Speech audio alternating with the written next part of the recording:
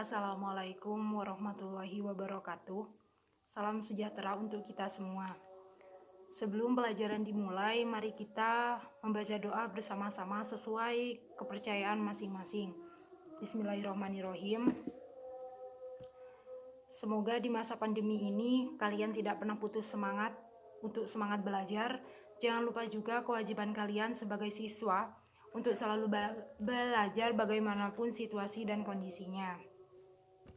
Jangan biarkan zona nyaman ini menghalangi proses belajar kalian, dan jangan biarkan pula zona nyaman ini menghambat prestasi kalian. Karena materi kali ini mengenai tentang sejarah, mungkin di sini anak-anak ada yang tahu apa itu peran Indonesia dalam perdamaian dunia. Tidak tahu, ya. Bagaimana ya kalian tidak mengetahui tentang sejarah negara kita, sedangkan ini adalah tentang bangsa kita, peran Indonesia dalam perdamaian dunia. Baik, jika menurut perspektif kalian ya, bukan dari Google ya, menurut perspektif kalian apa itu peran Indonesia dalam perdamaian dunia? Ya, karena Ibu ingin tahu perspektif kalian, bukan dari Google dan buku. Sejauh mana kalian memahami tentang materi ini gitu. Baik, karena materi sudah Ibu share ya di grup ya. Jadi tolong disimak baik-baik, diamati dengan baik-baik dan dicerna materinya, karena ini menyangkut tentang sejarah bangsa kita. Yang pertama yaitu peran Indonesia dalam menciptakan perdamaian dunia melalui hubungan internasional. Makna hubungan internasional. Hubungan internasional merupakan hubungan yang bersifat global, meliputi semua hubungan yang terjadi dengan melampaui batas-batas ketatanegaraan. Konsepsi hubungan internasional oleh para ahli sering dianggap sama atau dipersamakan dengan konsepsi luar negeri, hubungan luar negeri dan politik internasional. Makna dari ketiga konsep tersebut, yang pertama, politik luar negeri adalah seperangkat cara atau kebijakan atau strategi yang dilakukan oleh suatu negara untuk mengadakan hubungan dengan negara lain dengan tujuan negara serta mewujudkan kepentingan nasional negara yang bersangkutan. Yang kedua, hubungan luar negeri adalah keseluruhan hubungan yang dijalankan oleh suatu negara dengan semua pihak yang tidak tunduk kepada kedaulatannya. Yang ketiga, politik internasional adalah politik antar negara yang mencangkup kepentingan dan tindakan beberapa atau semua negara serta proses interaksi antar negara maupun antar organisasi internasional. Lalu ada pentingnya hubungan internasional bagi Indonesia.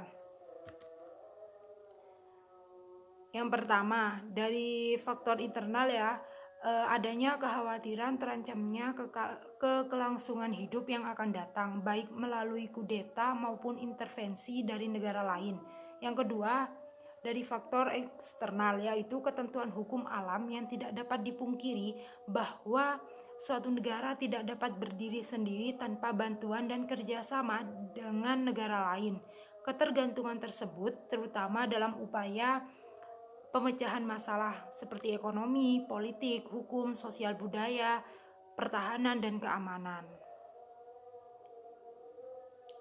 Selain itu, bangsa Indonesia, hubungan internasional diarahkan untuk hal seperti berikut. Yang pertama, mempertahankan kemerdekaan bangsa dan menjaga keselamatannya. Yang kedua, pembentukan suatu negara Republik Indonesia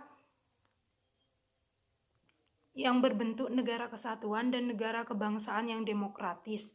Yang ketiga, meningkatkan persaudaraan segala sebagai pelaksanaan cita-cita yang tersimpul di dalam Pancasila, dasar filsafat negara kita. Yang keempat, pembentukan satu masyarakat yang adil, makmur, secara material maupun spiritual dalam wadah negara kesatuan Republik Indonesia.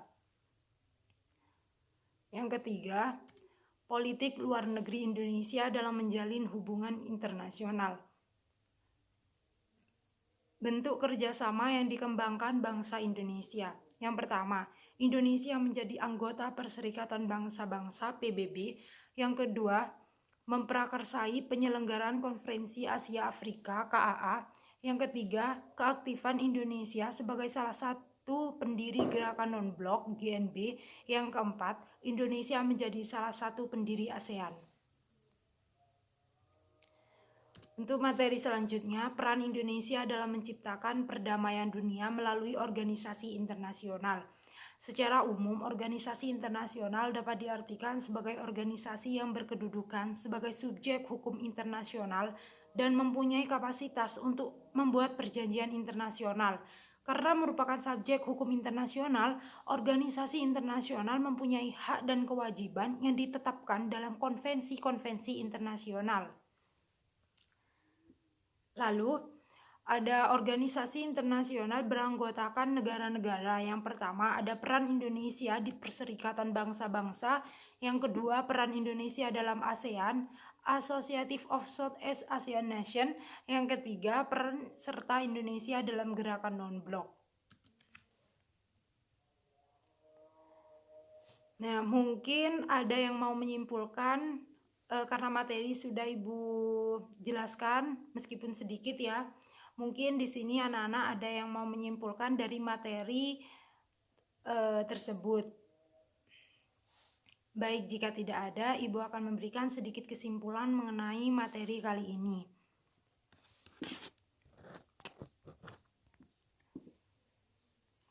Indonesia turut serta dalam gerakan non-blok untuk menghindari perang dingin dari blok barat dan blok timur.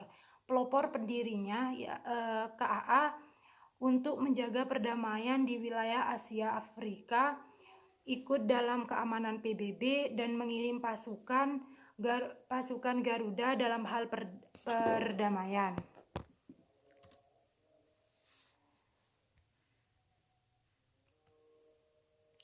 Mungkin hanya itu yang dapat Ibu simpulkan dari materi tersebut. Ibu akan memberikan tugas kelompok untuk dikumpulkan minggu depan. Untuk nama-nama kelompok Ibu ajak ya. Yang kelompok pertama itu Mutia sama Faisal. Kelompok 2 Sulaiman sama Sulfa. Yang kelompok 3 Tijo sama Soleh. Kelompok 4 Mumas sama Vicky. Untuk materinya nanti Ibu share di grup. Gimana anak-anak? Mungkin ada yang mau bertanya tentang tugas ataupun materi yang berkaitan dengan materi tersebut. Baik, jika tidak ada yang bertanya, Ibu akan menutup pertemuan kali ini dan terima kasih juga kepada kalian semua dan jangan lupa juga untuk selalu mematuhi protokol kesehatan. Wabillahi taufik wal hidayah. Wassalamualaikum warahmatullahi wabarakatuh.